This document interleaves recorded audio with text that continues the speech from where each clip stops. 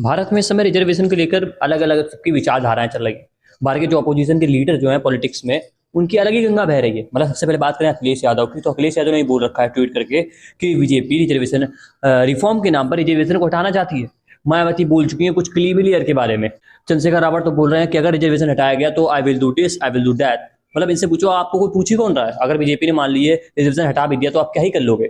चिराग पासवान बीच में आ गए, वो बोल रहे हैं जब तक चिराग पासवान जिंदा है तब तक रिजर्वेशन को, संविधान को कुछ हो ही नहीं सकता। कि जब तक चिराग पासवान जीवित है, ना आरक्षण पर, ना संविधान पर कभी कोई खतरा था, ना भविष्य में कभी कोई खतरा आएगा।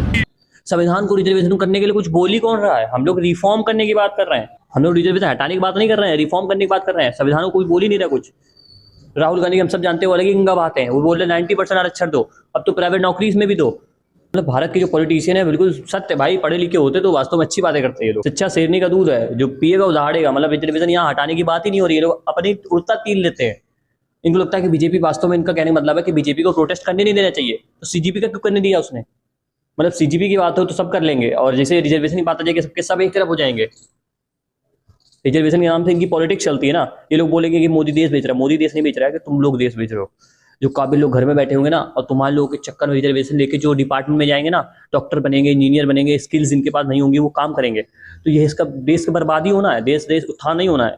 जैसे तुम लोग के पॉलिटिशियन के संरक्षण में देश का हाल जो हो रहा है, फिर बोलते हो हमारी गवर्नमेंट नहीं आ रही, इसीलिए गवर्नमेंट नहीं आ रही है कि तुम फालतू वाली बातें करते हो। बोलते हो मोदी देश बेच रहा है। देश नहीं बेच रहा, तुम लोग पागल हो। पॉलिटिशियंस पढ़ाओ, देश बचाओ।